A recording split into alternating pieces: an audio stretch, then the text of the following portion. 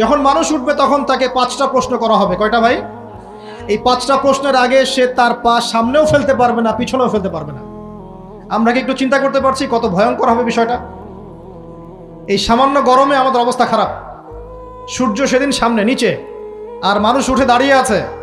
তাদেরকে 5টা প্রশ্ন করা হবে, যতক্ষণ পর্যন্ত প্রশ্নের উত্তর দিতে পারছে না, সামনেও যেতে পারবে না, পিছনেও আসতে পারবে না, পা নড়াতে পারবে না। 1, তোমার পুরো জীবনটা তুমি কোন কাজে ব্যয় করেছো? উত্তর কি রেডি আছে আমাদের কাছে? আমরা কি বলতে পারবো হে আল্লাহ আমরা আমাদের পুরো জীবন তোমার ইবাদত করে কাটিয়েছি? 2, তোমার যৌবন স্পেশালি তুমি কোন কাজে ব্যয় করেছো? তোমার যৌবন তুমি স্পেশালি কোন কাজে ব্যয় করেছো? যুবকরা কি উত্তর দেওয়ার জন্য প্রস্তুত আছে যে আমাদের যৌবন আমরা আল্লাহর পথে কাটিয়েছি?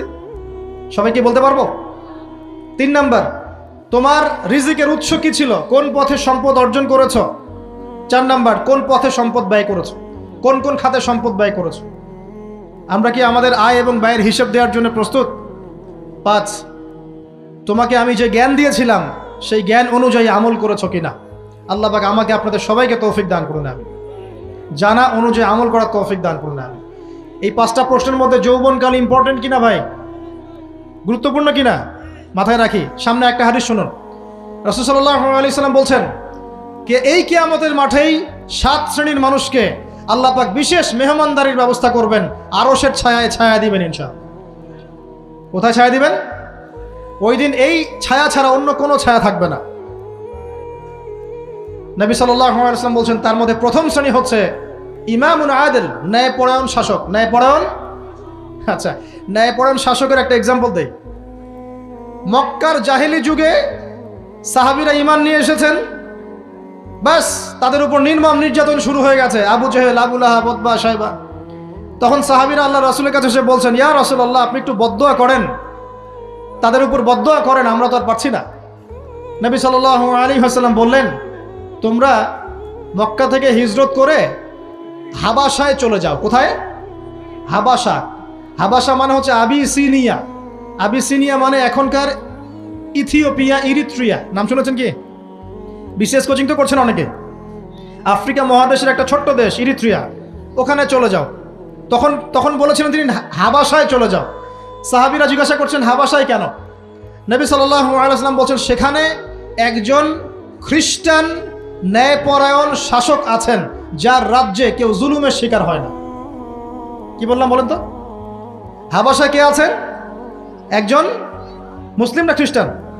খ্রিস্টান ন্যায়পরায়ণ শাসক আছেন যার রাজ্যে কেউ জুলুমের শিকার, মুসলমান নন এমন একজন শাসকের প্রশংসা করে আমাদের নবীজি বললেন তার রাজ্যে কেউ জুলুমের শিকার হয়। সুবহানাল্লাহ। সাহাবীরা সেখানে হিজরত করলেন, নেতৃত্ব দিয়েছেন জাফর বিন আবি তালেব রাদিয়াল্লাহু আনহু। সে সাহাবী বাদশা নাজাশি, তার নাম ছিল বাদশা নাজাশি, তার সামনে দাঁড়িয়ে সূরা মারিয়াম তেলাওয়াত করেছিলেন। ওই সূরা মারিয়ামে ইয়াহইয়া, জাকারিয়া, ঈসা, তার মা, এই গল্প ঘটনাগুলো আছে। এই সূরার তেলাওয়াত শুনে বাদশা নাজাশির চোখ দিয়ে পানি পড়তে পড়তে দাড়ি ভিজে গিয়েছে। সুবহানাল্লাহ। শেষে তিনি ঈমান নিয়ে আসেন, মুসলমান হন, আলহামদুলিল্লাহ। আমাদের নবীজি তার জানাজার নামাজ পড়েছিলেন, আমাদের নবীজি তার গায়েবানা জানাজার নামাজও পড়েছেন, বলেন সুবহানাল্লাহ। এখানে একটা পয়েন্ট খালি বলতে চাই, একজন অমুসলিম শাসক সম্পর্কে আমাদের নবীজি মন্তব্য করেছিলেন তার রাজ্যে কেউ জুলুমের শিকার হয় না। আর আজকের দিনে সারা বিশ্বের কোনো কোনো ক্ষেত্রে মুসলিম শাসকদের ব্যাপারেও এই কথা বলা যায় না যে তার রাজ্যে কেউ জুলুমের শিকার হয় না। আল্লাহ পাক বলছেন আরশের ছায়া আমি ছায়া দিব 7 শ্রেণীর মানুষকে। কয় শ্রেণী? তার মধ্যে প্রথম শ্রেণী হচ্ছে ইমামুন আদিল, ন্যায়পরায়ণ শাসক। আল্লাহ পাক আমাদের সমস্ত শাসকদেরকে ন্যায়পরায়ণ হওয়ার তৌফিক দান করুন। 2 নাম্বার, সেই যুবককে আমি সেখানে আশ্রয় দিব যেই যুবক তার যৌবনকালটা আল্লাহর পথে কাটিয়ে দিয়েছে। এবার কি হাদিসটা আপনি পেয়েছেন? এর আগের হাদিস কি শুনলেন? পা নড়াতে পারবেন না যতক্ষণ পর্যন্ত এই প্রশ্নের উত্তর না দিচ্ছেন যৌবনকাল কোন পথে ব্যয় করেছেন। এখন যদি আল্লাহর পথে ব্যয় করেন তাহলে আরশের ছায়া ছায়া পাচ্ছেন, আলহামদুলিল্লাহ। বাকিগুলো কারা কারা একটু বলে দেই। 3 নাম্বার হচ্ছে সেই ব্যক্তি যে একজন আরেকজনকে মহব্বত করে, এক ব্যক্তি আরেক ব্যক্তিকে মহব্বত করে শুধুমাত্র আল্লাহর সন্তুষ্টির জন্য। কথা কি বুঝতে পারছেন? এই মহব্বত আবার এই ছেলে মেয়ের ফ্রি মিক্সিং না। কথা বুঝতে পারেনি? দিনের খাতিরে মহব্বত, আল্লাহর জন্য মহব্বত, আল্লাহর জন্য কিনা। 4 নম্বর এমন ব্যক্তি যে এত গোপনে দান করে যে তার বাম হাত জানে না ডান হাত কি দান করেছে। আমরা তো এখন 1 টাকা দান করলে 100 টাকা ফুটাই। ফেসবুক আছে, মারাত্মক একটা জিনিস ফেসবুক, মানে এটা মানুষকে আর মানুষ রাখে নাই। যে ব্যক্তি ফেসবুকে আসক্ত তার সাথে কথাবার্তা বলা, লেনদেন, চলাফেরা খুব ডিফিকাল্ট। মানে কি বোঝেন আগে কথাটা? কেন ডিফিকাল্ট? কারণ সে এত বেশি আসক্ত এখানে যে পান থেকে চুন খসলে সে আপনাকে পাবলিকলি ধুয়ে রেখে দিবে। একদম কিছু হইলে আপনাকে ফেসবুকে টেনে নিয়ে আসবে, ফেসবুকে সবাইকে বলবে উনি আমার সাথে এই কাজ করছে। আপনি বলারও টাইম পাবেন না যে আপনি নির্দোষ। খুব মুশকিল না এগুলা? আল্লাহ মাফ করুক আমাদেরকে। এমন ভাবে দান করে যে বাম হাত জানে না ডান হাত কি দান করছে। 5 নম্বর এমন ব্যক্তি যে এটা যুবক, এটাও যুবক, যাকে কোনো সুন্দরী নারী আহ্বান করছে জিনার জন্য, সুন্দরী উচ্চ বংশের নারী, যে আসো আমার সাথে জিনা করো। ওই যে ইউসুফ আলাইহিস সালামের মতো, মনে আছে? ইউসুফ আলাইহিস সালামের ঘটনা মনে আছে? আচ্ছা, কিন্তু সেই যুবক বলে, সেই ব্যক্তি বলে, ইন্নী আখাফুল্লাহ, আমি আল্লাহকে ভয় করি, আমি তোমার সাথে খারাপ কাজ করতে পারবো। এরকম ছেলে এবং এরকম মেয়ে এখন সমাজে খুঁজে পাওয়া যায়? হাতে গোনা, হাতে গোনা। আপনি অনলাইন ঘাটাঘাটি করেন, গুগল করেন, ক্রস চেক করেন, দেখবেন বাংলাদেশের 25 বছরের কম বয়সী ছেলে আর মেয়েদের জেনার হার কত আপনি বের করে দেখেন। 25 বছরের কম যে যুব সমাজ আমাদের সামনে আছে, তাদের মধ্যে কত % যুবক এখন পর্যন্ত ফিজিক্যাল সম্পর্ক করেনি কারোর সাথে, আপনি খুঁজে বের করতে পারবেন। শুধু ছেলেদের ক্ষেত্রে এটা নয়, মেয়েদের ক্ষেত্রেও আছে। এই যে অনার্স লাইফ পার করার আগেই বহু মেয়ে সতীত্ব নষ্ট করে ফেলছে, বহু ছেলে সতীত্ব নষ্ট করে ফেলছে। কথাগুলো কি রাগ করছেন? আমি আপনাদের ভাই এবং আমি আপনাদেরকে মহব্বত করি। আমরা জেনার পথে যাব না, আমরা হালাল সম্পর্কে থাকবো ইনশাআল্লাহ। যখন আপনি জেনায় চলে যাবেন, আপনার কলব থেকে আল্লাহ নূর নষ্ট হয়ে যাবে। এটা এমন একটা পাপ যেটা করার পর মানুষ আল্লাহর সামনে মাথা তুলে দাঁড়াতে পারে না, লজ্জায় চোখ নেমে যায়, ইবাদতে স্বাদ পায় না। যখন হারাম সম্পর্কে, ফ্রি মিক্সিং, এগুলোতে মানুষ থাকে, ইবাদতে মানুষ স্বাদ পায় না। দিনের পর দিন ইবাদত করে মনোযোগ আসে না, মন লাগে না, চোখ দিয়ে একটু পানি বের হয় না, আল্লাহর জন্য কাঁদতে পারে না, কারণ মনের মধ্যে তো নূর নাই। আর যখন একটা মেয়ে বেপরদায় থাকে, সে অনেক ইবাদত করলেও তার এই বেপরদায় থাকার কারণে সমাজের বহু মানুষের চোখের জেনা হয়ে যায়। এতে করে ওই সব মানুষের পাপের ফল এই মেয়েটাকে ভোগ করতে হয়, এবং মানুষের চোখের বদনজর লাগে, ওই মেয়ে অসুস্থ হয়ে পড়ে মানসিকভাবে, শারীরিকভাবে। আমি আমাদের যুবক ভাই এবং যুবক বোনদেরকে রিকোয়েস্ট করব, আল্লাহর ওয়াস্তে চরিত্রটাকে পবিত্র রাখার চেষ্টা করুন। আল্লাহ পাক তৌফিক দান করুন। এই যুবককে আল্লাহ পাক আরশের ছায়া দিবেন, যে একটা মেয়েকে পেয়েও আল্লাহর ভয় তাকে ভোগ করে নাই। আল্লাহ পাক এরকম যুবক ঘরে ঘরে তৈরি করুন। তাহলে কি করবেন ভাই? হালাল উপার্জনের ব্যবস্থা করবেন, ব্যাস সরাসরি বিয়ে করে ফেলবেন। পরিবারকে বোঝানোর চেষ্টা করবেন, না বুঝলে আন্দোলন শুরু করবেন যে আমি জেনা করতে চাই না, আমি বিয়ে করতে চাই, বিয়ে আমার দেওয়ানি লাগবো, মানে এরকম। ব্যাস তারপর দেখবেন বাপ মা কেমন করে বিয়ে না দেয়। আল্লাহ সাহায্য করবে ইনশাআল্লাহ।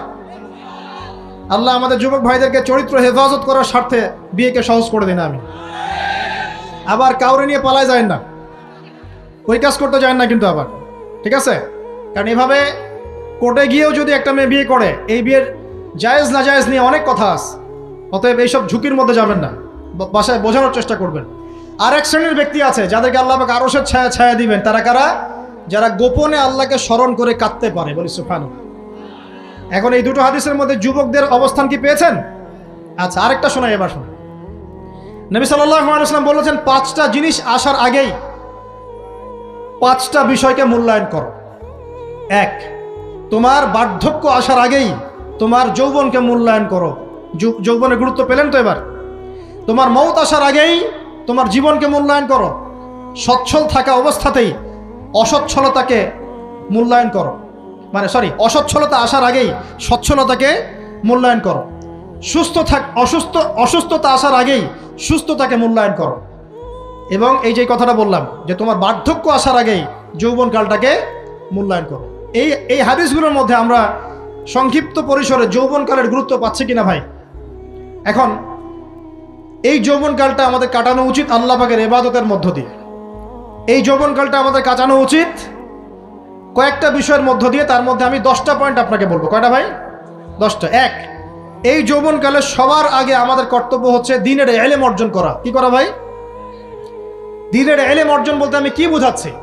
দ্বীনি ইলম অর্জন বলতে আপনাকে আমি বোঝাচ্ছি যে কমপক্ষে কোরআনটুকু তেলাওয়াত করতে শিখুন, হাদিসগুলো পড়তে শিখুন, ইসলামী বইপত্র পড়াশোনা করুন, পাশাপাশি জেনারেল সাবজেক্টগুলোও পড়াশোনা করুন। এদিকে আপনি এগিয়ে যান, এদিকেও এগিয়ে যান, দুই দিকে আগাতে থাকেন। এর পাশাপাশি বরেণ্য ওলামায়ে কেরামদের সোহবতে থাকার চেষ্টা করেন, যারা রিনাউন্ড এবং বরেণ্য ওলামায়ে কেরাম, তাদের সোহবতে থাকার চেষ্টা করেন। ইলম অর্জনের অনেক ধাপ আছে। শুরু করেন কোরআন তেলাওয়াত দিয়ে, তারপরে আস্তে আস্তে হাদিসে যান, কোরআনের তাফসিরে যান, ইতিহাস পড়েন, ইসলামের ইতিহাস পড়েন, ইসলামিক অর্থনীতি পড়েন, রাসূলের জীবনী সিরাত পড়ে দেখেন, ইসলামিক ফিখের বইগুলো পড়ে দেখেন। আস্তে আস্তে গ্র্যাজুয়ালি আপনি সামনে যাবেন। এই সিলেবাসটা আপনি কোত্থেকে পাবেন? এই সিলেবাসটা দেখবেন প্রত্যেক জেলায় জেলায় বরেণ্য কওমি ওলামায়ে কেরাম আছেন না, তাদের সাথে পরামর্শ করবেন, আপনাকে সুন্দর সিলেবাস করে দেবে ইনশাআল্লাহ। এইভাবে আপনি পড়াশোনা করবেন এবং ওস্তাদের সাথে থেকে পড়াশোনা করবেন। একা একা সব কিছু করা যায়? একা একা সব কিছু করা যায় না। একটা সিলসিলা লাগে, একটা ওস্তাদের সোহবত লাগে নাকি? একা একা কি কোরআন সুন্নাহ সব বুঝে ফেলতে পারবেন আপনি? তাই মনে হয়? কখনোই না। অতএব বরেণ্য আলেমদের সোহবতও লাগবে, আবার আপনার চেষ্টাও লাগবে। আল্লাহ পাক তৌফিক দান করুন। এই যৌবনকালের প্রথম কাজ কি ভাই? ইলম অর্জন করা। 2 নাম্বার, এই যৌবনকালে আমরা যে পরিমাণ ফিজিক্যালি ফিট থাকি, শরীরে শক্তি থাকে, উদ্যম থাকে, আমাদের বয়সটা 40-50 হয়ে গেলে সেটা থাকবে না। থাকবে? অতএব এই যৌবনকালে বেশি বেশি ইবাদত করতে থাকেন। আল্লাহ পাক তৌফিক দান করুন। এই যৌবনকালে 5 ওয়াক্ত নামাজ তো পড়বেনই, এর পাশাপাশি নফল নামাজগুলো পড়ার চেষ্টা করবেন। এর পাশাপাশি আপনি চেষ্টা করবেন তাহাজ্জুদের ওয়াক্তে একটু নামাজ পড়ার জন্য, কমপক্ষে 2 রাকাত, কমপক্ষে 2 রাকাত, অ্যাটলিস্ট 2 রাকাত নামাজ তাহাজ্জুদের সময় পড়ার চেষ্টা করি। আল্লাহ আমাকে তৌফিক দেখ, আপনাদের সবাইকে তৌফিক দান করুন। ওই সময় আপনি যে দোয়াই করবেন আল্লাহর কাছে কবুল হবে ইনশাআল্লাহ। যে দোয়াই করবেন আল্লাহ কবুল করবেন ইনশাআল্লাহ, যদি আপনার রিজিকটা কি হয়? হালাল হয়। হারাম রিজিক দিয়ে ইবাদত কবুল হয়? হারাম রিজিকের দোয়া কবুল হয়? কবুল হয় না। 3 নাম্বার, এই যৌবনকালে আমরা রাসূলের সুন্নতের উপর বেশি আমল করবো ইনশাআল্লাহ। করা যাবে ইনশাআল্লাহ? তাহলে নিয়াত করতে পারি যে ইনশাআল্লাহ চেহারাগুলো পরিবর্তন হবে। চেহারা পরিবর্তন মানে কি? হ্যাঁ, রাখা যাবে না? এখনো গজায় নাই। প্রত্যেক সপ্তাহে আপনাকে নবীর সুন্নতের উপর এরকম করে কুরবানি এবং জবাই করতে কে বলেছে? নবী সাল্লাল্লাহু আলাইহি ওয়াসাল্লামের সুন্নতকে জবাই করাটা কি ভালো কাজ? হ্যাঁ বলেন তো।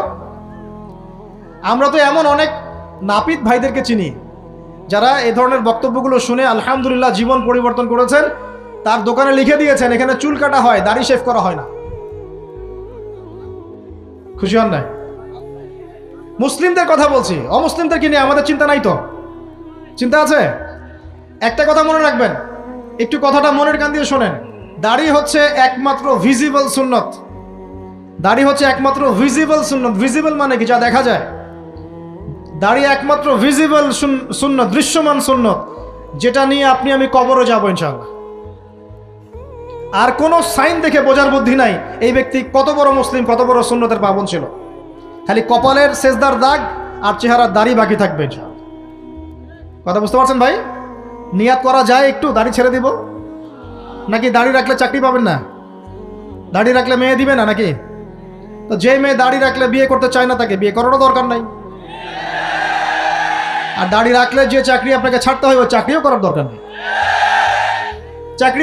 চাকরির মধ্যে সব রিজিক আপনার মনে হয়? রিজিকের সবচেয়ে বড় অংশ আছে কিসের মধ্যে? বিজনেসের মধ্যেই। যারা বিজনেস করে তাদের আন্ডারেই লক্ষ লক্ষ মানুষ চাকরি করে। বাংলাদেশে যে ইকোনমিক সিস্টেম, এই ইকোনমিক সিস্টেমের মূলে কারা জানেন? ব্যবসায়ীরা। কারা? বড় বড় ব্যবসায়ীরা।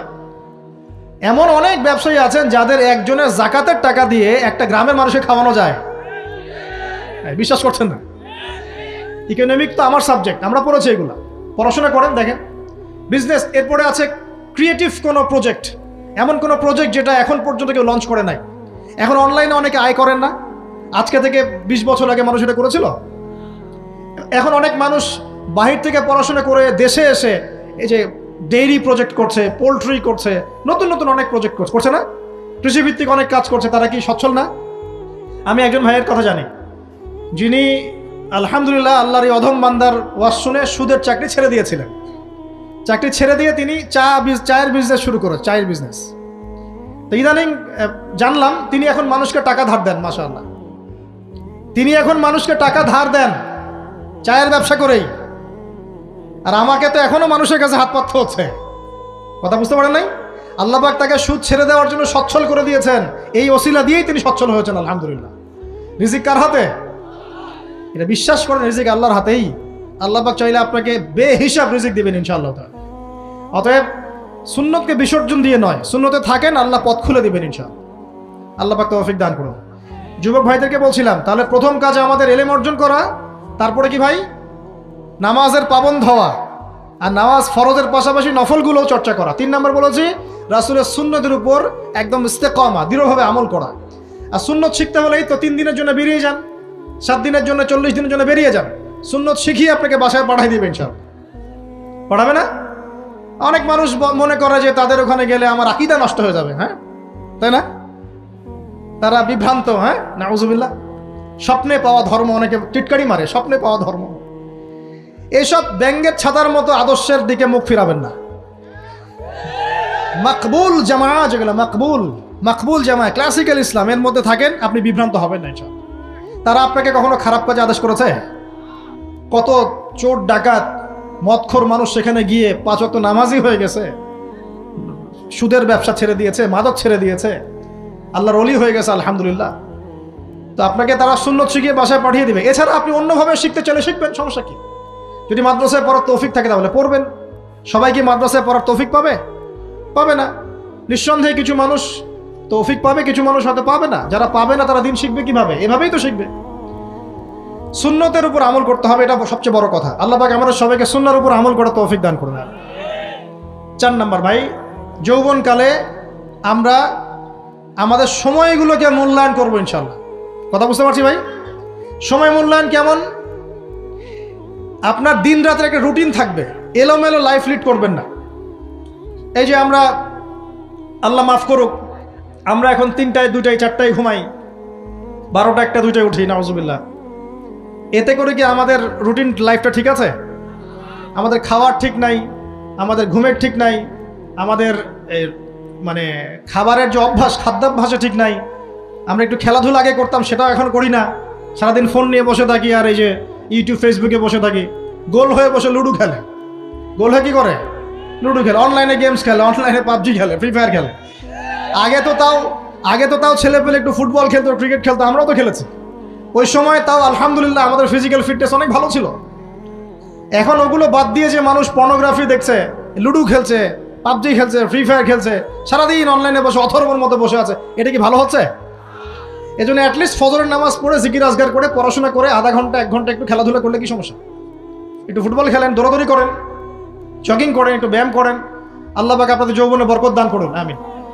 এই কাজগুলো করতে হবে কিনা? ভালো না খারাপ? করেন।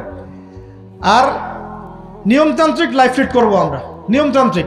আমার জীবনে একটা রুটিন থাকবে, এই রুটিনের বাইরে যাব না। পড়াশোনার রুটিন থাকবে, খেলার বা এক্সারসাইজ রুটিন থাকবে, খাওয়া দাওয়ার রুটিন থাকবে, দাওয়ার রুটিন থাকবে, আমি আলেম ওলামাদের কাছে যাবো, এই রুটিন থাকবে। একটা রুটিন লাইফ লিড করবেন, এলোমেলো জীবনযাপন করবেন না। আল্লাহ পাক আমাকে তৌফিক দান করুন, আপনাদের সবাইকে তৌফিক দান করুন। কয়টা বলেছি ভাই? বলেন। 6 নাম্বার, যৌবনকালে সবচেয়ে বেশি বেঁচে থাকবো নারীর ফিতনা থেকে। কি থেকে ভাই? খুব ডেঞ্জারাস। এদিকে দেখেন না ভাই, আমার দিকে দেখেন, ও থাক না ওর মতো। যৌবনকালে সবচেয়ে বেশি বেঁচে থাকবো কি থেকে? একটা হাদিস বলি, নবী সাল্লাল্লাহু আলাইহি ওয়াসাল্লাম বলেছেন, মা তারাকতু বা'দি ফিতনাতান আদাররু আলা রিজালি মিনান নিসা। আমি আমার পরে, নবীজি বলছেন, আমি আমার পরে পুরুষদের জন্য নারীদের চেয়ে ভয়ঙ্কর কোনো ফিতনা রেখে যাই নাই। কেমন ফিতনা? আপনি একটু অনেস্টলি বলেন তো দেখি, যে আমরা যারা পর্নোগ্রাফিতে টুকটাক আসক্ত বা এ ধরনের অনলাইনে বা অফলাইনে এ ধরনের হারাম সম্পর্কের সাথে আছি, মন থেকে কি আপনি ফিল করেন যে আল্লাহ আপনার সাথে আছেন? বলেন তো দেখি, অনেস্টলি বলেন। আপনি যখন নামাজ পড়ে বাসায় ফিরে যান, ফিরে যেতে যেতে যদি আপনার চোখে খারাপ কিছু পড়ে, আপনার মনের নূরটা নষ্ট হয়, আপনি বুঝতে পারেন না? বুঝতে পারেন না? যখন আপনি এরকম হারাম কোনো সম্পর্কে আছেন, নাউজুবিল্লাহ, আপনার মনটা যে শক্ত হয়ে গেছে, আপনি বুঝতে পারেন না? আল্লাহর ওয়াস্তে নারী জাতির ফিতনা থেকে সর্বোচ্চ দূরত্ব অবলম্বন করবেন, আল্লাহ পাক তৌফিক দান করবেন।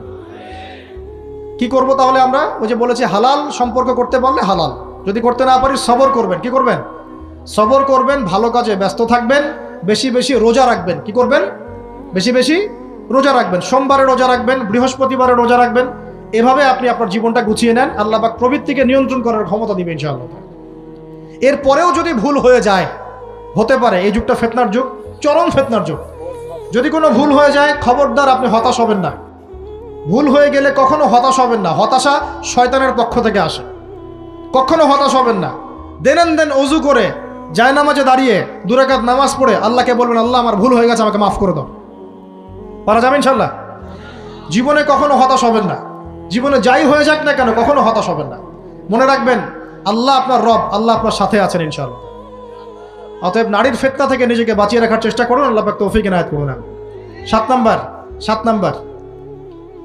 নাম্বারটা হচ্ছে এই সমাজ আপনাকে যেভাবে শেখায়, কিভাবে শেখায়? এই যে স্কুল, কলেজ, ইউনিভার্সিটি, চাকরি, বিয়ে, সন্তান প্রতিপালন, আর তারপর ইন্না লিল্লাহি ওয়া ইন্না ইলাইহি রাজিউন, এই তো শেখায় নাকি? সবসময় মনে রাখবেন যে আল্লাহ রাব্বুল আলামিনের পরিকল্পনাই আপনার উপরে সবচেয়ে বেশি অগ্রাধিকার যোগ্য, সমাজের পরিকল্পনা নয়। পরিবার আপনাকে চাপ দিচ্ছে, চাকরি পাস না, পড়াশোনা করিস না, হ্যাঁ পড়াশোনায় কেন তুই 80 নাম্বার পাইলি না, কেন চান্স পেলি না, কবে চাকরি পাবি, কবে আমাদেরকে দেখবি, খাওয়াবি, পড়াবি, এই যে চাপগুলো চারপাশ থেকে আসে কি না? এতে করে অনেক যুবক দেখা যায় মাদকাসক্ত হয়, অনেকে দেখা যায় আত্মহত্যা করছে ইদানিং, করছে কিনা ভাই? এই শব্দটা থেকে আমি এই পয়েন্টটা আজকে লিখেছিলাম যে ভুলেও আল্লাহর প্রতি বিশ্বাস এবং তাওয়াক্কুল হারাবেন না। সমাজ যেভাবে শেখায়, সমাজ চারপাশে যে চাপ আপনাকে দিচ্ছে, এই চাপে নিজে গা ভাসিয়ে দিবেন না। আপনি আল্লাহর কাছে দোয়া করবেন, আল্লাহর কাছে পথ চেয়ে নেবেন এবং আল্লাহর প্রতি তাওয়াক্কুল ভরসা করবেন। কখনো আত্মহত্যার পথ বেছে নেবেন। কি হয়েছে? 80 নাম্বার পান নাই তো কি হয়েছে? আপনি চেষ্টা করেছেন কিন্তু চান্স পান নাই তো কি হয়েছে? চেষ্টা তো করেছেন আপনি চেষ্টা করেছেন ইউনিভার্সিটিতে চান্সের জন্য, আপনি চান্স পাই নাই, চেষ্টা করেছেন আপনি, বাস চেষ্টা করেছেন, পাই নাই, তাকদিরে ছিল পাই নাই, বাস আমি আমার চেষ্টা করেছি। কখনোই আত্মহত্যার পথ বেছে নেবেন না। আর আমরা পিতা মাতাদেরকে রিকোয়েস্ট করব, কোনো অবস্থাতেই সন্তানকে এত বেশি চাপ দিবেন না যে সন্তানটার এই কোমরটাই ভেঙে চলে যায়। এই সমস্যাগুলো দিন দিন বাড়ছে সমাজের মধ্যে। কেন এত চাপ দিচ্ছেন? তার প্রতিভা কোথায় খুঁজে বের করুন। তাকে জোর করে কেন টেনে লম্বা করার চেষ্টা করছেন? আমাদের সমাজে বাচ্চা হয়ে গেলেই তার পিঠে একটা সিল মেরে দেয়, হয় ডাক্তার না হলে ইঞ্জিনিয়ার। কেন? এর বাইরে কোনো প্রফেশন নাই। আমার সন্তানকে হয় ঢাকা বিশ্ববিদ্যালয়ে চান্স পেতে হবে, না হলে বুয়েটে, না হলে এখানে। এর বাইরে আর কোথাও পড়ারই জায়গা নাই। আর এখানে পড়লেই আমার ছেলে বা আমার মেয়ে একদম সবচেয়ে বড় জ্ঞানী হবে, অন্য কোনোভাবে হবে না, এটা গ্যারান্টি দেওয়া আছে? যারা সভ্যতা বিনির্মাণ করেছেন তারা কয়জন বড় বড় ডিগ্রি সার্টিফিকেট পেয়েছেন খুঁজে বের করে দেখেন, খুঁজে বের করে। আমরা ফিলোসফির মধ্যে যে ফিলোসফারদের হিস্ট্রি পড়েছিলাম, তাদের মধ্যে বেশিরভাগই দেখা যায় স্কুলেও যায় নাই, কলেজেও যায় নাই। আছে না? এমন আছে। আমি বলছি না আপনারা যাবেন না, আমি বলছি জ্ঞানের মানদণ্ড এটাই নয় যে আমার সার্টিফিকেট অর্জিত হয়েছে। সার্টিফিকেটটাই জ্ঞানের মানদণ্ড নয় তো। হ্যাঁ, প্রতিযোগিতার একটা জগৎ আছে, আমাকে সে জগৎ উতরাতে হবে। আপনি চেষ্টা করবেন, যদি না হয় তাকদীরে ছিল, হয় নাই, বাস হয় নাই।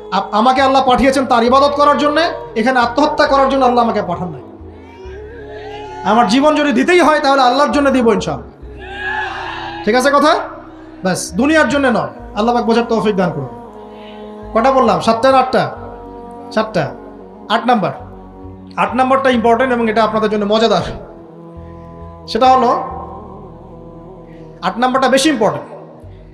এটা হচ্ছে দিনের পথে চলার ক্ষেত্রে আপনি অনেক রকম মতবাদ পাবেন সামনে। কেউ বলবে আমারটা সঠিক, কেউ বলবে না ওরটা নয়, আমারটা সঠিক, কেউ বলবে না আমার দলটা সঠিক, কেউ বলবে না ওর সংগঠন সঠিক। এগুলো আপনার কান ভারী করে ফেলবে একদম। তখন মনে হবে যে আগেই ভালো ছিলাম রে ভাই, নামাজ পড়তাম না, এখন নামাজ পড়া শুরু করে দেখলাম যে আরে হাতটা বাঁধবো কোথায় এটাই তো ফিক্স করতে পারতেছি না। আর আমার কিছু তো অভিজ্ঞতা আছে ভাই, নাকি ভাই? ওর আলোকে একটা কথা বলি, সেটা হলো সমাজে কিছু ইখতিলাফি মাসআলা আছে, এই মাসআলাগুলো কানেও ঢুকাবেন না। আপনি ইবাদতের মধ্য দিয়ে আল্লাহকে পাওয়ার চেষ্টা করবেন। এবং চিরায়ত একটা ইসলাম আমরা ফলো করছি না?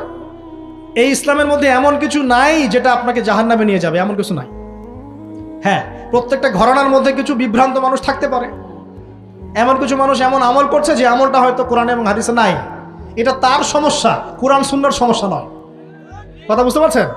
এটা তার সমস্যা, সেই বেদাতটা করছে, সেই শিরকটা করছে। তার মানে এই নয় যে কোরআন হাদিস আমাকে শিরক শিখিয়েছে, বেদাত শিখিয়েছে। কোরআন এবং হাদিসে যেটা আছে এটা সুন্দর, এবং এটা চিরায়ত একটা ক্লাসিক্যাল ইসলাম আমাদের কন্টিনেন্টে আছে, বাংলাদেশেও আছে। এখানে থাকলে আপনি বিভ্রান্ত হবেন না ইনশাআল্লাহ তাআলা। বরেণ্য ওলামায়ে কেরামদের কাছে গিয়ে অন্তত একজন হকপন্থী আলেমের সাথে পরামর্শ করে আপনি আমল করার চেষ্টা করবেন। আর যে বিষয়গুলো নিয়ে ইখতিলাফ আছে এগুলো নিয়ে সমাজে মতপার্থক্য সৃষ্টি করে সমাজটাকে বিভক্ত করতে যায় না।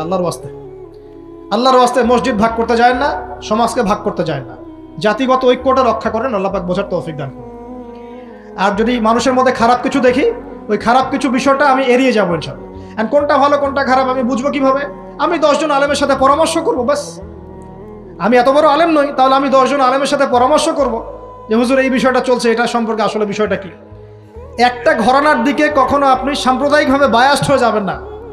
আপনি আপনার চিন্তাটাকে লিবারেল রাখবেন, হকটা যেখানে পাবো সেটা নিব ইনশাআল্লাহ। এমন নয় যে উনি বলেছেন বলেই হক, আর কারোটা নিব না, ওনারটাই নেব, এভাবে চিন্তা করবেন না। হক যেখানে আছে সেখানে যাবেন আপনি ইনশাআল্লাহ। আল্লাহ পাক আমাদেরকে বোঝার তৌফিক দান করুন। আর যে ইখতিলাফগুলো আছে এগুলো নিয়ে সমাজকে বিভক্ত করতে যায় না, মতানৈক্য নিয়েই ঐক্য হবে ইনশাআল্লাহ তাআলা। আল্লাহ পাক আমাদেরকে এই কথাটা বোঝার তৌফিক দান করুন। আর শেষের দুটো হলো, যৌবনকালে আমরা আমাদের পরবর্তী জীবনের প্রস্তুতি গ্রহণ করবো ইনশাআল্লাহ। কারণ বার্ধক্যের জীবনে আপনি কিন্তু এই কাজগুলো এখন করতে পারছেন, সেগুলো পরে পারবেন না। অতএব এই সময়ই আপনি আপনার রিজিকের একটা অংশ সঞ্চয় করার চেষ্টা করুন, কিছু সাস্টেইনেবল অ্যাসেট করার চেষ্টা করুন, যাতে পরবর্তী বয়সে গিয়ে আপনাকে দিনের দিকে কাজ করার জন্য দুনিয়ার ফিতনায় পড়তে না হয়। আল্লাহ পাক আপনাদেরকে হালাল রিজিকের ব্যবস্থা করে দিন, আমি দোয়া করি, আল্লাহুম্মা আমিন। আর সবশেষ যেটা বলতে চাচ্ছিলাম, দেখুন যৌবনকালে আমরা যা করতে পারবো অন্য সময় পারি না। তাই এই যৌবনেই ইলম অর্জন করে আল্লাহ পাকের দিনের এই দাওয়াতের মেহনত আমরা শহরে শহরে, গ্রামে গঞ্জে, জেলায় উপজেলায়, প্রত্যন্ত অঞ্চলে সমস্ত জায়গায় পৌঁছে দেবো ইনশাআল্লাহ। যৌবনকালে আমরা বেশি বেশি দাওয়াতি কাজ করার চেষ্টা করবো, আল্লাহ পাক তৌফিক দান করুন। যতটুকু জানেন, আপনি এতটুকু জানেন না যে নামাজ পড়তে হয় 5 ওয়াক্ত, তাহলে নিজে পড়েন, মানুষকে নামাজের দাওয়াত দেন। আপনি এতটুকু জানেন না যে ভাই সুদ খাওয়া হারাম, জানেন কিনা ভাই? ব্যাস আপনি মানুষকে বলেন যে ভাই হালাল খাই, সুদ না খাই। আপনি এতটুকু জানেন না যে জেনা করা হারাম, বাস আপনি আপনার বন্ধুকে দাওয়াত দেন, ভাই জেনার দিকে যাস না এবং হারাম অ্যাফেয়ার্সে যাস না। যতটুকু জানেন অতটুকু মানুষের কাছে পৌঁছে দেন, আল্লাহ পাক তৌফিক দান করুন। যুবক ভাইদেরকে আমি এই 10টা নসিহত করলাম আজকে, এই নসিহতগুলো একটু মেনে চলেন, যৌবনটা সুন্দর হবে ইনশাআল্লাহ। এছাড়া আর অনেক নসিহত আছে, এগুলো ওই যে বইগুলোর নাম বলে দিয়েছি, আল্লামা তাকি উসমানী হুজুরের যে বইগুলো, এগুলো পড়েন, ইনশাআল্লাহ দেখবেন আরো অনেক হেদায়েত আপনি পাবেন। মোটা দাগে কথা হচ্ছে ইলম অর্জন করতে হবে। রাজি আছে কিনা ভাই? রাজি আছে কিনা বলেন? ইলম অনুযায়ী আমল বাড়িয়ে দিব, রাজি আছে কিনা? হকপন্থী ওলামায়ে কেরামের সাথে পরামর্শ করে চলবো, রাজি আছে কিনা? আমরা যৌবনকালে হালাল রিজিক অন্বেষণের চেষ্টা করবো, রাজি আছে কিনা? যৌবনের সময়কে বিন্যাস করে চলবো, এলোমেলো জীবনযাপন করবো না, রাজি আছে কিনা? নারীদের ফিতনা থেকে বেঁচে থাকার চেষ্টা করবো, রাজি আছে কিনা? আগামী দিনের জন্য, ইসলামকে এগিয়ে নেওয়ার জন্য দাওয়াতের মেহনত করবো, রাজি আছে কিনা? আচ্ছা, এখন আসেন, এগুলো আমাদের করণীয় ছিল, আমাদের যুবকরা এখন করছে কি সেটা শোনেন। আমাদের যুবকরা এখন কিশোর গ্যাং করছে। কিশোর গ্যাং কি করছে? আপনাদের পরিবারের কর্তা যারা আছেন তাদেরকে আমি একটু রিকোয়েস্ট করবো, আপনার সন্তানের দিকে খেয়াল রাখেন। আপনার সন্তানকে যত ছোট মনে করছেন, আপনার সন্তান এখন এত ছোট নয়। কিশোর বয়সে সে এমন পাপও করে ফেলেছে যা আপনি এখনো করেন নাই। কিশোর বয়সে এমন এমন পাপ করা তার শেষ যা আপনি এখনো চিন্তাও করতে পারেন না। অতএব সন্তানকে শুধু গায়ে গতরে বড় করলে হয় না। আমরা যে সন্তানকে মানুষ করার জন্য নিজের ঘাম ঝেড়ে দিচ্ছি, মানুষ করার অর্থ হচ্ছে ওর আত্মাটাকে গড়ে তোলা, শুধু দেহটাকে গড়ে তোলা নয়, তার আত্মাটাকে গড়ে তুলুন। সন্তানের দিকে খেয়াল রাখেন। ঢাকা শহরে কিশোর গ্যাংয়ের দৌরত্বে টেকা যাচ্ছে না, রাস্তাঘাটে ছিনতাই করছে, মাদক সেবন করছে, মানুষের সম্পদ মোবাইল ধূপ করে কেড়ে নিয়ে দৌড় দিচ্ছে, এক গ্যাং আরেক গ্যাংয়ের সাথে মারামারি করছে। এগুলো শিখছে কোত্থেকে? এগুলো শিখছে আপনার ওই যে অপসংস্কৃতি দেখে দেখে।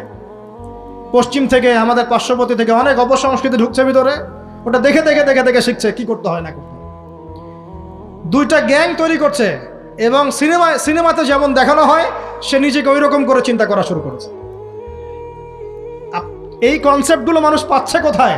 নাটক সিনেমা থেকে পাচ্ছে। একটা দল ক্রিয়েট করেছে, সে সেই দলের নেতা হয়েছে, আরেক দল তাকে মারতে আসছে, সে আবার তাকে মারতে যাচ্ছে। এই যে জিনিসগুলো, এগুলো নাটক সিনেমায় দেখানো হচ্ছে না এখন? যুবকরা শিখছে কোত্থেকে এগুলা? বাংলাদেশের মেয়েদেরকে একসময় শেখানো হয়েছে তুমি সুন্দর না, তুমি কি না, তাদের মনে ঢোকান তুমি সুন্দর না, আরো সুন্দর হতে চাও, আরো সুন্দর হতে চাও, এই ক্রিম মাখো সুন্দর হয়ে যাও।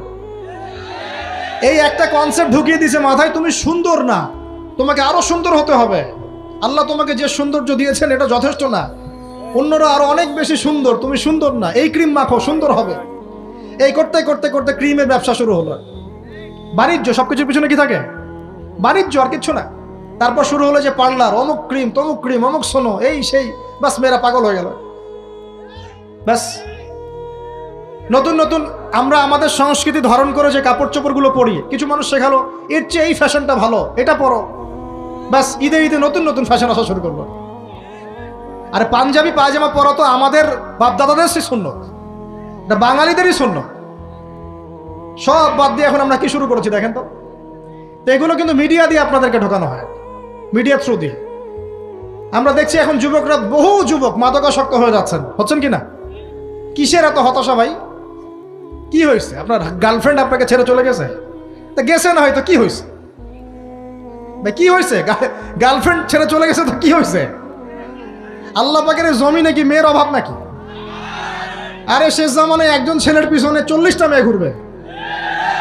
40টা মেয়ে ঘুরবে না, আসলে সরি ফর দ্য ল্যাঙ্গুয়েজ, 40 জন নারীর দায়িত্ব একটা ছেলেকে নিতে হবে শেষ জামানায়। মানে মা, বোন, ফুপু, খালা, স্ত্রী, এই সব মিলে 40 জন কাঁধে উঠে যাবে। এখন ঘরে ঘরে মেয়েদের সংখ্যা বাড়ছে না? নবীজি বলেছেন শেষ জামানায় মেয়েদের সংখ্যা বাড়বে, ছেলেদের সংখ্যা কমবে। কমছে কি না ছেলেদের সংখ্যা? এখন হয়তো এভারেজ 100, 104, পরে দেখবেন আরো বেড়ে গেছে। শুধু আমেরিকার হিস্ট্রি ঘেটে দেখেন, ওখানে ছেলে মেয়ের অনুপাতটা কেমন। কমছে সব জায়গাতে, আরো সামনে কমবে। তো একজন গার্লফ্রেন্ড আপনাকে ছেলে চলে গেছে, ব্যাস জীবনটা উৎসর্গ করে দিতে হবে তার জন্য? এখন কি ফেন্সিডিল, গাঁজা, ইয়াবা এগুলো সেবন করতে হবে? আপনাকে কে সৃষ্টি করেছেন ভাই? কি উদ্দেশ্যে? প্রথমে কি একটা বলেছে, কি উদ্দেশ্যে? আমাকে আল্লাহ পাঠিয়েছেন দুনিয়াতে নামাজ পড়তে, রোজা রাখতে, দিনের প্রচার করতে, দিনের জ্ঞান অর্জন করতে, এই তো। তা আমি একজন মেয়ের জন্য জীবন নষ্ট করে দিব কেন? আমি তাহলে আল্লাহর কাছে কি মুখ দেখাবো আর নবীর কাছে কি মুখ দেখাবো? ওখানে গিয়ে বলবো আল্লাহ আমি আমার অমুক প্রেমিকার জন্য আশেক হয়ে একদম জীবন দিয়ে দিয়েছি, আত্মহত্যা করেছি? গেছে ভাই, যাইতে দেন। যে ব্যক্তি আপনার অবস্থানকে মূল্যায়ন করে নাই, সে আপনার যোগ্য ছিল না। এখন আপনি কি করবেন? নিজের অবস্থান উন্নত করেন, আপনার পিছনে লাইন ধরে ঘুরবে ইনশাআল্লাহ। এটাই বাস্তবতা। দুনিয়া খুব খারাপ জিনিস।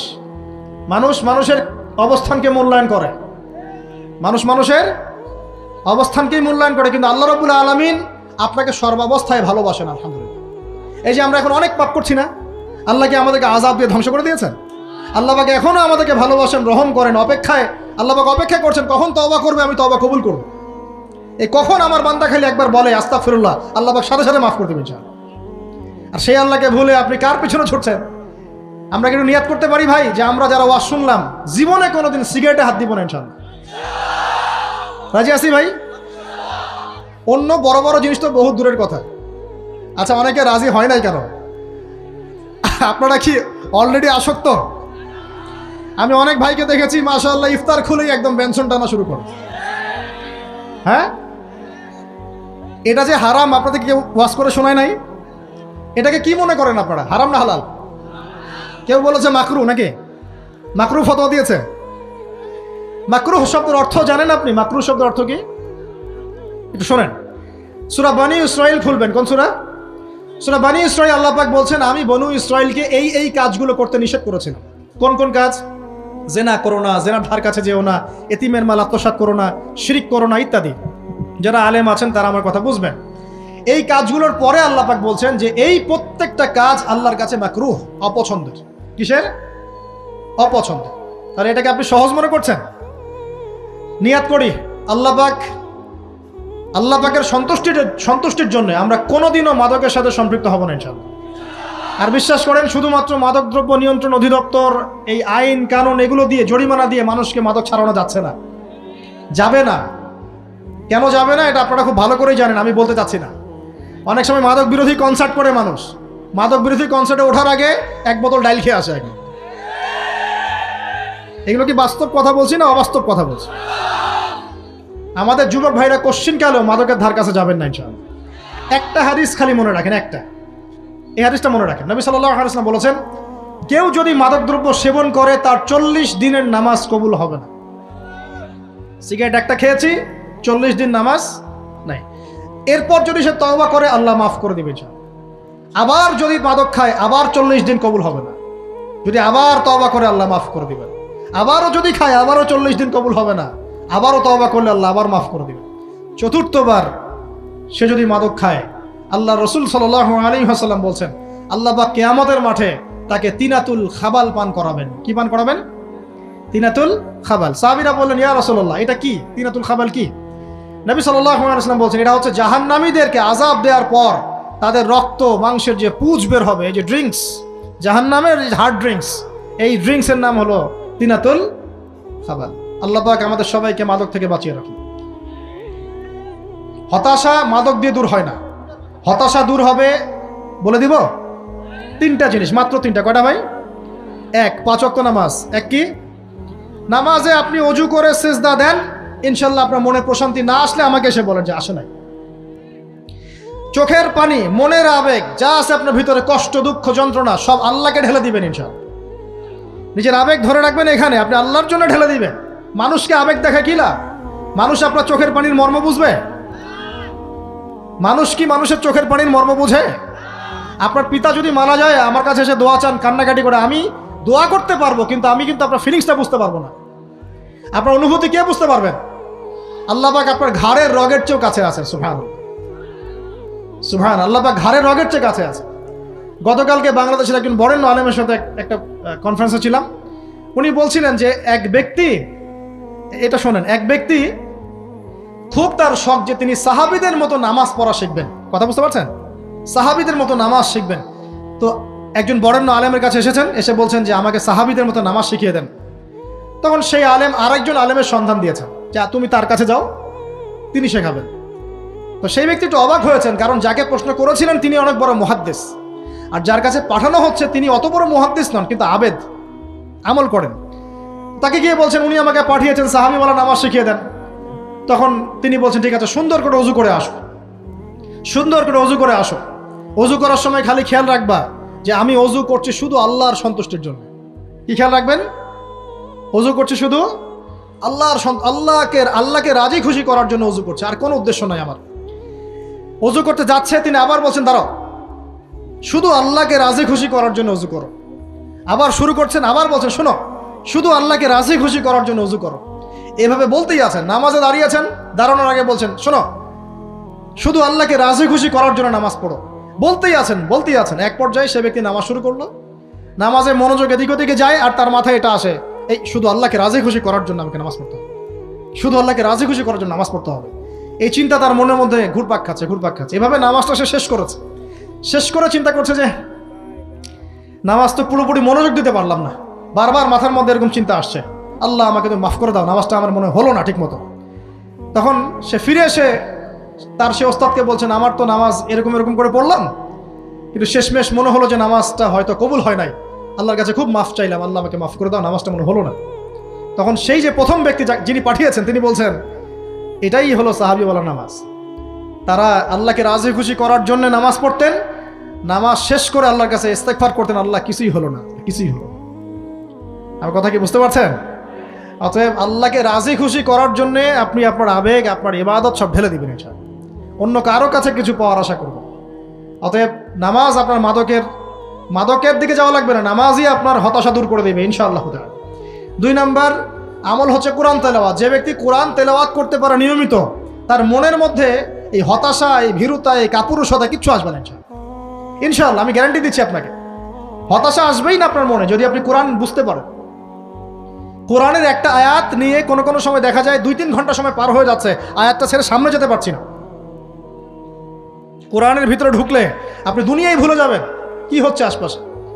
আমি এমন অনেক আলেমকে দেখেছি যে একটা বই, পাতলা একটা বই, আরবি বই নিয়ে পড়া শুরু করেছেন, ওই যে ফজরের পরে জোহরের ওয়াক্ত হয়ে যাচ্ছে, বইটাই শেষ করতে পারেননি। বুঝতে পারবেন মনে, যখন আপনি ইলমের ভিতরে ঢুকে যাবেন, কোরআনের ভিতরে, হাদিসের ভিতরে, আপনার দুনিয়ার খেয়ালই নাই। একজন আলেম তিনি এক রাত্রে একটা বই লিখেছিলেন, চটি বই, এক রাত্রের মধ্যে। বলা হচ্ছে তার সম্পর্কে বলা হচ্ছে যে রাতের খাবার তাকে দেয়া হয়েছে যে আপনি এটা খেয়ে নেন। তো সে খাবারটা পাশেই আছে, খাবারটা খাবো, এটা লিখে খাবারটা খাবো, এরকম তার চিন্তা ছিল। ফজর হয়ে গেছে, বই লিখাও শেষ, খাবার এই অবস্থায় পড়ে আছে, ডুবে গেছেন ভিতরে, খাওয়ার মাথায় তার খেয়াল নাই। এরকম হয়। একজন মনীষী, বিখ্যাত মনীষী, রিয়াদুস সালেহীন কিতাবের রাইটার, সংকলক আল্লামা নববী রাহিমাহুল্লাহ, এরকম সারা রাত চলে গেছে, পাশে দুইটা খেজুর খাওয়ারই সময় পাবে। হাদিস নিয়ে গবেষণা করতে করতে করতে করতে রাত পার হয়ে গেছে। আমি বলতে চাচ্ছি, যখন ইলমের ভিতরে, কোরআন হাদিসের ভিতরে ঢুকে যাবেন, আপনার দুনিয়ার খেয়াল আপনার চলে যাবে ইনশাআল্লাহ। এই টেনশন, হতাশা, এই সেই বাদ, তখনই আল্লাহ পাক আপনাকে তার পক্ষ থেকে রহমত দিবেন, বরকত দিবেন, আল্লাহ আপনার দুনিয়ার কাজগুলো করে দিবেন ইনশাআল্লাহ। তখন দেখবেন কেউ আপনার দুনিয়ার ওই কাজটা করে দিয়েছে, কেউ ওই কাজটা করে দিয়েছে, কেউ বাসায় খাবার পাঠিয়ে দিয়েছে, আল্লাহ পাকই এগুলো করাই দিবেন ইনশাআল্লাহ।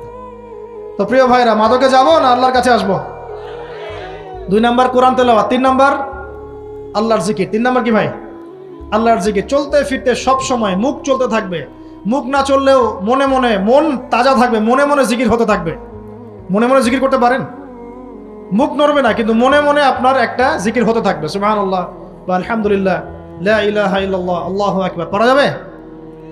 পারে। মানুষের মন কখনো চুপ করে থাকে না, কিন্তু মানুষের মন অলওয়েজ কিছু না কিছু চিন্তা করতে থাকে না, যতক্ষণ না ঘুমায় মানুষ। তো প্রিয় ভাইরা, বেশি বেশি জিকির করবো, সুবহানাল্লাহ, আলহামদুলিল্লাহ, লা ইলাহা ইল্লাল্লাহ, আল্লাহু আকবার, লা হাওলা ওয়ালা কুওয়াতা ইল্লা বিল্লাহ, এগুলো চলতে থাকবে। আল্লাহ পাক তৌফিক দান করুন। আমরা আমাদের সমাজে যুবকদেরকে এরকম টিকটকে দেখছি, অনলাইনে আসক্ত দেখছি, জেনায় আসক্ত দেখছি, পর্নোগ্রাফিতে আসক্ত দেখছি। আমরা দেখছি আমাদের যুব সমাজকে মাদকে আসক্ত, কিশোর গ্যাংয়ে আসক্ত। এইগুলো কি আমাদের কাম্য ছিল ভাই? আমাদের কাম্য ছিল? এই অবস্থায় কি যুব সমাজ আল্লাহ পাকের দিনের পতাকা হাতে নিয়ে আল্লাহর জমিনে দিন কায়েম করতে পারবে কিনা? একটু আমাকে উত্তর দেন দেখি। এখন এই অবস্থায় পারবে? অতএব অবস্থার উন্নতি করতে হবে কিনা? উন্নতির জন্য রাজি আছি কিনা ইনশাআল্লাহ? আমরা চাই কি আল্লাহ পাকের দিনটা আল্লাহর জমিনে প্রতিষ্ঠা লাভ করুক, আল্লাহর দিন সবার ঘরে ঘরে পৌঁছে যাক, আল্লাহ পাকের দিনের যে সৌন্দর্য সবাই সেটাই, এই সৌরভটা সবাই পাক। আমরা চাই কিনা? সমাজে শান্তি প্রতিষ্ঠা হোক, আবার সেই রাসূলের মতো যুগ চলে আসুক, আমরা চাই কিনা? অতএব আমাদের সবাইকে যৌবনের এই প্রলোভনগুলো থেকে বেরিয়ে এসে আল্লাহ পাকের ইবাদতে আত্মনিয়োগ করতে হবে। আল্লাহ পাক আমাদের সবাইকে তৌফিক দান করুন, বলি আমিন। আমাদের সবাইকে আল্লাহ রাব্বুল আলামিন কোরআন এবং হাদিসের গভীর জ্ঞান অর্জন করার তৌফিক দান করুন, বেশি থেকে বেশি ইবাদত করার তৌফিক দান করুন।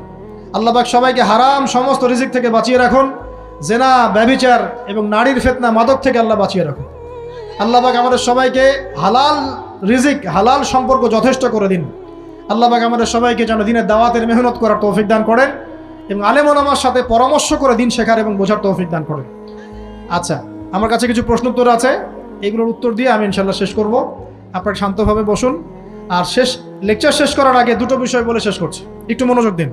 আমাদের যুবতী দিনী বোনদের জন্য, এখানে বোনরা আছেন না? আছেন কি না? দিনী বোনরা আছেন? একটা নসিহত দিনী বোনদের জন্য আমি একটা নসিহত করতে চাচ্ছি, একটা নসিহত। আমার এই একটা নসিহত একটু মন দিয়ে শুনুন প্রিয় দিনী বোন। এদিকে দেন, ওইদিকে দেন, ভলেন্টিয়ার। রাসূলুল্লাহ সাল্লাল্লাহু আলাইহি ওয়াসাল্লাম আমাদের দিনী বোনদের জন্য জান্নাতে যাওয়ার একটা ফর্মুলা বলে দিয়েছেন। আমি কি বলবো সেটা? আচ্ছা, রাসূলুল্লাহ সাল্লাল্লাহু আলাইহি ওয়াসাল্লাম বলেছেন আমাদের দিনী বোনেরা, আমাদের মায়েরা, এই নারী জাতি মাত্র 4টা কাজ করলে জান্নাতের যে কোনো দরজা দিয়ে ইচ্ছা প্রবেশ করতে পারবেন। খুশি হন নাই? কয়টা কাজ? মাত্র 4টা। 1, যদি আমাদের দিনী বোনেরা 5 ওয়াক্ত নামাজটা ওয়াক্ত মতো পড়ে, আল্লাহ পাক তৌফিক দান করুন, বলি আমিন। 2 নাম্বার, যদি তারা রমাদান মাসের রোজাটাকে ঠিক মতো আদায় করতে পারে। 1 নাম্বার 5 ওয়াক্ত নামাজ ঠিকঠাক আদায় করা, 2 নাম্বার রমজান মাসে সাওম রাখা, 3 নাম্বার তাদের লজ্জাস্থানের হেফাজত করা, মানে শরঈ পর্দা মেনটেন করা, শরঈ পর্দা মেনটেন করা। এবং আমি বলে দেই, চেহারাটা আপনাদের পর্দার অন্তর্ভুক্ত। এটা নিয়ে অনেক বাকবিতণ্ডা হয় না সমাজে, চেহারা দেখানো যাবে কি যাবে না ইত্যাদি। চেহারা আপনার পর্দার অন্তর্ভুক্ত বিষয়, ফুল স্টপ। এর উপরে ফতোয়া অনেকভাবে দিচ্ছে, কিন্তু বরেণ্য উলামায়ে কেরামের কিতাবগুলো ঘাটাঘাটি করেন, তাদের ফতোয়া হচ্ছে চেহারা আপনার পর্দার অন্তর্ভুক্ত বিষয়, চেহারা ঢেকে রাখবেন, আল্লাহ পাক তৌফিক দান করুন। চোখ থাকবে খোলা, ঠিক আছে। 4 নাম্বার, স্বামীর আনুগত্য করতে হবে, স্বামীর আনুগত্য, এই যে আনুগত্য শব্দ শুনলেই মানুষের একটা মানে নেগেটিভ ধারণা তৈরি হতে পারে। স্বামীর আনুগত্য মানে কি আমি তার দাসত্ব করব? আনুগত্য মানে প্রিয়দিনী বোন, আনুগত্য মানে দাসত্ব নয়। আনুগত্য মানে কোরআন সুন্নাহর যে বিধানগুলো আপনার স্বামী আপনাকে পালন করতে বলবে আপনি সেগুলো করবেন, আপনি করতে বাধ্য।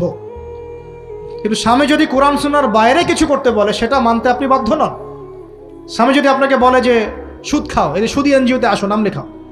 স্বামী যদি আপনাকে বলে যে আসো বেপর্দায় বাইরে যাই, সাজুগুজু করে বের হও, চলো ঘুরে আসে বেপর্দায়। স্বামী যদি বলে দেবরকে একটু খাবারটা দিয়ে আসো, আমার অফিসের কলিগ আসছে খাবার পরিবেশন করো, আসো ডাইনিংয়ে আসো, এই যে হারাম কাজ বেপর্দার আদেশ করছে, সুদের আদেশ করছে, আপনি সেগুলো পালন করবেন না। কিন্তু হালাল বৈধ যে কোনো বিষয় আপনি স্বামীর আনুগত্য করবেন, এটা আপনার উপর ফরজ। এই 4টা কাজ যদি আপনি করতে পারেন জান্নাতের যে কোনো দরজা দিয়ে ইচ্ছা আপনি প্রবেশ করতে পারবেন ইনশাআল্লাহ। আল্লাহ পাক আমাদের দিনী বোনদেরকে এই 4টা কাজ করার তৌফিক দান করুন। আমাদের সবাইকে আল্লাহ পাক জান্নাতের জন্য কবুল করুন, বলি আমিন। আর একটা বিষয় বলতে চাচ্ছিলাম, সেটা হলো ওই যে প্রথমে বলেছি যে সূরা ইউসুফের সেই সমাধানটা বলবো কি না? আচ্ছা, সূরা ইউসুফটা ইনশাআল্লাহ আমি আরেকদিন পুরো সূরাটা সংক্ষিপ্ত করে আলোচনা করব ইনশাআল্লাহ। যদিও একটা লেকচারে সম্ভব হবে বলে মনে হচ্ছে না আমার কাছে, 2টা বা 3টা লেকচারে নিয়ে আসবো ইনশাআল্লাহ। তবে আজকে একটা চিস্ট খালি বলছি। ইউসুফ আলাইহিস সালামের জীবনটা খুবই ট্র্যাজেডিপূর্ণ। নবীর পরিবার থেকে ভাইদের শত্রুতায় ওই যে কূপে চলে গেলেন, কূপ থেকে চলে আসলেন মিশরের বাজারে, সেখান থেকে বিক্রি করে দেওয়া হলো তাকে, রাজা তাকে কিনে নিলেন, তারপরে সেখানে তিনি বড় হতে লাগলেন রাজপ্রাসাদে। তারপরে ওই যে রাজার কি স্ত্রী তাকে জেনার জন্য আহ্বান করেছিল, সেখান থেকে তিনি জেলখানায় চলে গেলেন, আবার জেলখানা থেকে আবার মিশরের খাদ্য মন্ত্রণালয়ের দায়িত্ব পেলেন, তারপরে তিনি মিশরের শাসকের দায়িত্ব পেয়ে গেছেন, তাই তো? আচ্ছা, এর মধ্যে একটা জায়গা খালি বলবো আজকে আপনাদের। টপিকটা কি দিবা তোমরা? টপিকটা হচ্ছে চলমান বৈশ্বিক অর্থনৈতিক সংকটে ইউসুফ আলাইহিস সালামের সমাধান। মনে থাকবে? চলমান এই বৈশ্বিক অর্থনৈতিক সংকটে ইউসুফ আলাইহিস সালামের সমাধান কি ছিল? ইউসুফ আলাইহিস সালাম জেলখানায়, কোথায় বলেন তো? জেলখানায়। তখন দুজন ব্যক্তি তাকে বলছে, ইউসুফ আমরা দুজন দুটো স্বপ্ন দেখেছি, তুমি কি স্বপ্নের ব্যাখ্যা দিতে পারবে? আমরা তোমাকে সত্যবাদী বলে মনে করি। ইউসুফ আলাইহিস সালাম বলছেন, খাবার আসার আগেই তোমাদেরকে স্বপ্নের ব্যাখ্যা দিয়ে দেব। একজন বলছে, আমি দেখলাম আমার মাথায় রুটি রাখা আছে আর পাখি এসে রুটির থেকে খেয়ে ফেলছে। আমার কথা বুঝতে পারছেন কিনা ভাই? আচ্ছা, 2 নাম্বার, দ্বিতীয় ব্যক্তি বলছে, আমি দেখলাম আমি শরাব পান করাচ্ছি আমার মনিবকে। কথা বুঝতে পারছেন? এখন ইউসুফ আলাইহিস সালাম বলছেন, তুমি যে শরাব পান করাচ্ছ মনিবকে, তোমাকে অতি সত্বর মুক্তি দেওয়া হবে ইনশাআল্লাহ। আর যার মাথার উপর থেকে রুটি খেয়ে নেওয়া হচ্ছে তাকে শুলদণ্ড দেওয়া হবে, মৃত্যুদণ্ড দেওয়া হবে। কি বললেন? একজনকে দেওয়া হবে মৃত্যুদণ্ড, একজন কি হবে? ছাড়া পাবে। আর যাকে মনে হলো যে ছাড়া পাবে, ইউসুফ আলাইহিস সালাম বললেন, তুমি যখন ছাড়া পাবে তোমার মনিবের কাছে, মালিকের কাছে আমার কথা বলো, আমার কথা আলোচনা করো। কিন্তু শয়তান তাকে ভুলিয়ে দিল, সে আর কথা বলতে পারলো। আরো কয়েক বছর চলে গেল, ইউসুফ আলাইহিস সালাম তখনও জেলেই আছে। একদিন এই রাজা স্বপ্ন দেখলেন। কি স্বপ্ন দেখলেন? যে 7টা পাতলা পাতলা গাভী, মোটা মোটা 7টা গাভীকে খেয়ে ফেলছে। 7টা কি গাভী? জীর্ণ শীর্ণ গাভী 7টা মোটা তাজা গাভীকে খেয়ে ফেলছে। আর দেখলেন 7টা সবুজ শীষ। শীষ বোঝেন কিনা?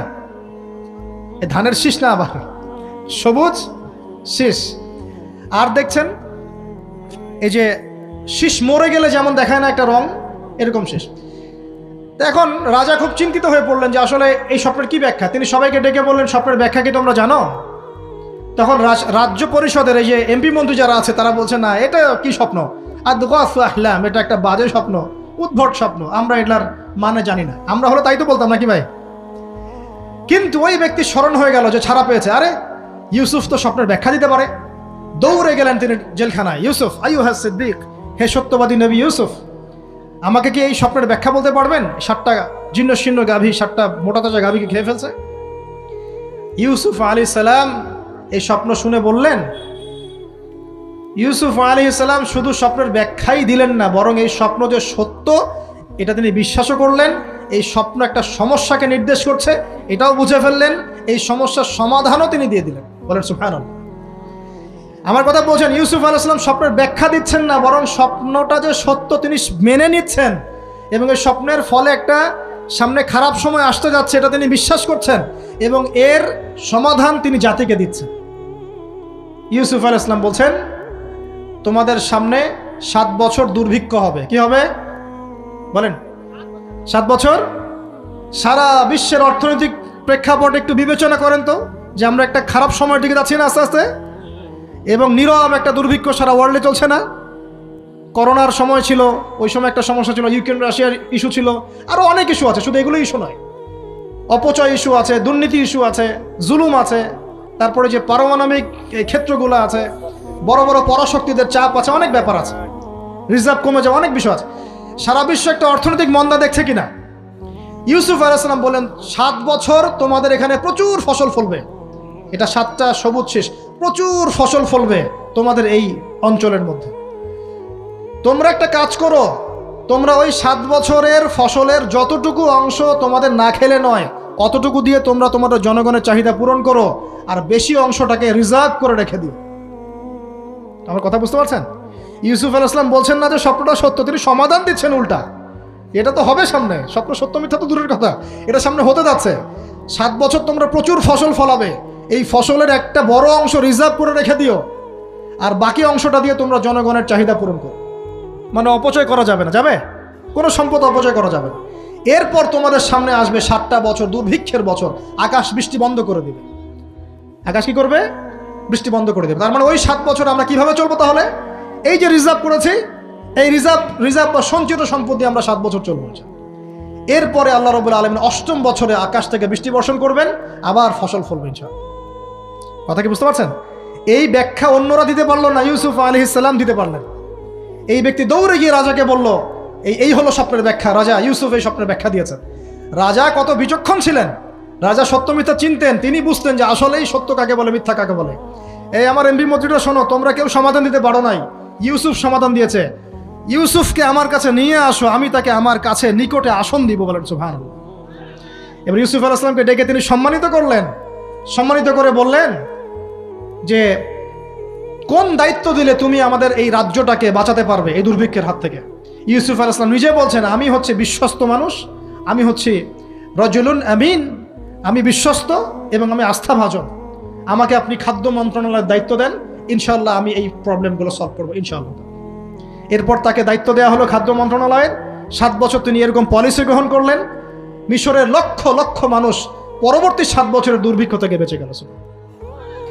কোরআন তো মূল্যায়ন করি না আমরা, আর কোরআনের কথা যারা বলে ওদেরকেও মূল্যায়ন করি না। এই জন্য আমরা বলছি, বর্তমান চলমান অর্থনৈতিক সংকটের সবচেয়ে বড় বড় সমাধান হচ্ছে এক, ভাই জনগণ হই আর সরকার হই, কোনো সম্পদ অপচয় করা যাবে না। আমরা সম্পদ অপচয় করি না? আপনি অজু করেছেন, আপনি 1 বালতি পানিতে অজু করেছেন, ট্যাপ ছেড়েছেন, মসজিদের 1 বালতি পানি চলে গেছে, কেন পানি অপচয় করলেন? আমাদের 5টা ফ্যানের দরকার নেই বাসায়, আপনি 5টা ফ্যান চালাচ্ছেন কেন? আপনি ঘর থেকে বের হলেন, ফ্যান চলছে, কেন চলছে? ঘর মুছেছেন, ফ্যান ছেড়ে দিয়েছেন, এই যে পাখা বাতাসে শুকাবে মাটি, কেন? এসি চালিয়েছেন, 24 ঘন্টা চালানোর কি দরকার? 2 ঘন্টা চালিয়ে বন্ধ করলে হয়। বিদ্যুতের ব্যাপার, গ্যাসের ব্যাপার, তেলের ব্যাপার, আমরা কি কম অপচয় করি মনে হচ্ছে আপনার কাছে? আমরা প্রচুর অপচয় করি। আর আমরা জনগণরা সাধু না, আমরা বেশি অপচয় করি। আমরা অপচয় করি না ভাই? প্রমাণ আপনি নিজের বাসায় পাবেন। পানির অপচয়, আপনার তেলের অপচয়, আপনার গ্যাসের অপচয়, আপনার বিদ্যুতের অপচয়, এগুলোর উপর কঠিন আইন করা দরকার। অপচয় করলে শাস্তি দিতে হবে, অপচয় করা যাবে না। অপচয় কমালে কি হবে? আমরা সম্পদ বেশি রিজার্ভ করতে পারবো। এই যুগে কি কি সম্পদ রিজার্ভ করলে আমরা সচ্ছল হতে পারবো, এই হেদায়েতগুলো আপনাকে ওই সো কল্ড প্রোটেস্ট্যান্ট মৌলবীরা দিতে পারবে না ইনশাআল্লাহ তাআলা, কারণ তাদের কাছে ইকোনমিক্সের জ্ঞান নাই। এই যুগে যদি আমরা গ্যাস রিজার্ভ করতে পারতাম, তেল রিজার্ভ করতে পারতাম, গোল্ড রিজার্ভ করতে পারতাম, সিলভার রিজার্ভ করতে পারতাম, এবং যে কারেন্সি সারা ওয়ার্ল্ড ওয়াইড চলছে এখন, এগুলোকে রিজার্ভ করতে পারতাম, এবং জনগণের যতটুকুতে প্রয়োজন এতটুকু সাপ্লাই করে বাকিটা রিজার্ভ করে রাখতে পারতাম, আসন্ন সময়ে এটা দিয়ে আমরা বৈশ্বিক সংকট মোকাবেলা করতে পারতাম। আমার কথা রাগ করলেন? আমি কি কারো শত্রু? কোন দলের লোক? আমি আপনাদের জাতির একজন, আপনার দিনই ভাই, আপনার শুভাকাঙ্ক্ষী, এবং আপনি আর আমরা ভাইয়ের মতো। কিসের মতো? নিজের ভাইয়ের মতো।